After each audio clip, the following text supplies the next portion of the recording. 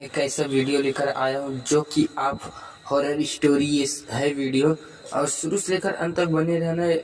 इस ऑडियो में आपको मैं छलावा के बारे में बताऊंगा जो कि छलावा का ड्रामी एक कहानी है। तो हम शुरू करते हैं और वीडियो को स्टार्ट करते हैं। अगर अपना वीडियो से स्टार्ट करने से पहले अगर अपना भाई का नाम जानना चाहते हैं तो मेरा नाम सूरज सरोज है। आप देख रहे हैं स्टोरी 2.0 यूपी। तो हम शुरू करते हैं। उत्तर प्रदेश के गांव में छलावा नाम का एक प्रेत अक्सर सुनने को मिलता है।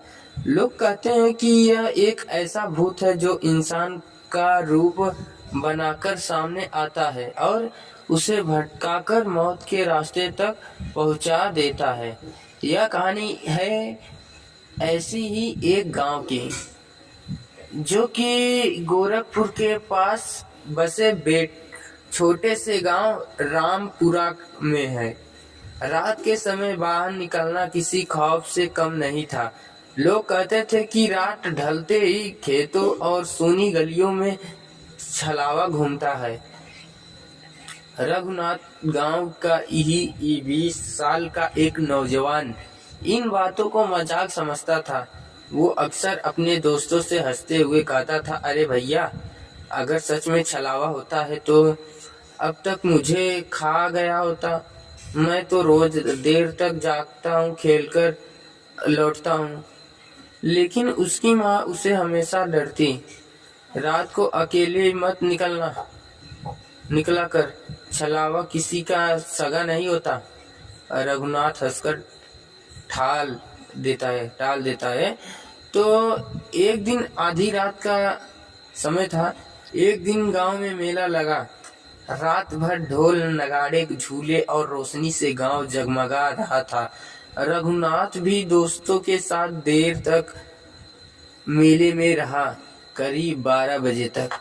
जब वो अकेला अपने घर की ओर चल पड़ा तब रास्ते में चारों ओर सन्नाटा पसरा था। चांदनी रात में पेड़ों का लंबी परछाइयां जमीन पर किसी भूत की तरह हिल रहा था। रघुनाथ तेज कदमों से खेतों के रास्तों से घर की ओर बढ़ा। तभी उसे पीछे किसी के कदमों का आहट सुनाई दी। वो मुड़ा, पर पीछे कोई नहीं था। उसने सोचा शायद मेरा वहम होगा और आगे बढ़ गया। लेकिन जैसे जैसे वो चलता वैसे ही आहट उसके पीछे सुनाई देती है। अचानक उसने देखा सामने एक आदमी खड़ा है। लंबा कद, सफेद कपड़े और चेहरा धुंधले चाँद से भी साफ नहीं दिख रहा था। रघुनाथ बोला, कौन है वहाँ? वो आदमी धीरे धीरे उसकी तरफ बढ़ा और बोला, डर मत, मैं भी रामपुरा ही जा रहा हूँ। रघुनाथ को राहत मिली। दोनों साथ चलने लगे। लेकिन चलते चलते रघुनाथ ने गौर किया कि उस आदमी के पैर जमीन को छू ही नहीं रहे थे। उसकी परछाई चांदनी में कहीं नजर ही नहीं आ रही थी। रघुनाथ के रोंगटे खड़े हो गए। वो समझ गया ये कोई इंसान नहीं, छलावा है। रघुनाथ ने धीरे धीरे कदम बढ़ाए और अचानक तेज दौड़ने लगा। पीछे से अजनबी की हंसी गूंज उठी, हा हा हा हा हा, भागेगा कहाँ तू तो अब मेरा शिकार है। रघुनाथ का गला सूख गया, उसकी सांसें तेज चलने लगी। वो भागकर पीपल के पेड़ के पास पहुंचा। गांव में कहा जाता था कि पीपल पर भूत प्रेत रहते हैं, मगर वही भगवान भी बसते हैं। रघुनाथ ने डरते डरते पेड़ के नीचे से चिपककर हनुमान चालीसा पढ़ना शुरू किया।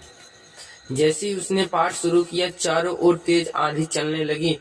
पेड़ की टहनियां जोर जोर से हिलने लगी और वो अजनबी भयानक रूप में बदल गया। उसकी आंखें लाल अंगारे जैसे चमकने लगी, दांत नकूले हो गए और आवाज गूंजने लगी, तू नहीं बच सकता, तेरा अंत यही है। रघुनाथ ने आंखें बंद कर ली और लगातार हनुमान चालीसा पढ़ता रहा। तभी अचानक बिजली कड़की और आसमान में एक चमक उठी।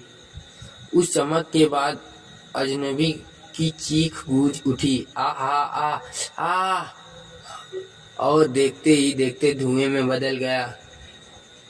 रघुनाथ जमीन पर गिर पड़ा। जब उसने होश संभाला तो सुबह हो चुकी थी। गांव वाले उससे पीपल के नीचे बेहोश पाए।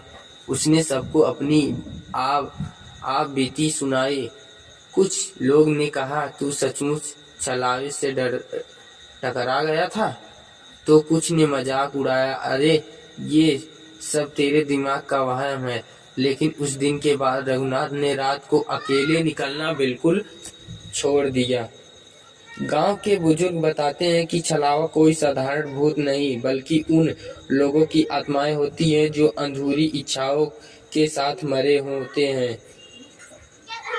वो इंसान का रूप धरकर उसे भटकाते हैं और मौत के मुंह तक ले जाते हैं। कहा जाता है कि हर गांव में कोई न कोई जगह ऐसी होती है जहां छलावे का अक्सर ज्यादा होता है।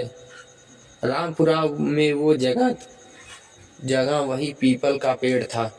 आज भी रामपुरा गांव लोग रात ढलते ही उस रास्ते को नहीं गुजरते हैं। लोग कहते हैं कि कई बार वहां से अजीब आवाजें, हंसी और कदमों की आहट सुनाई देती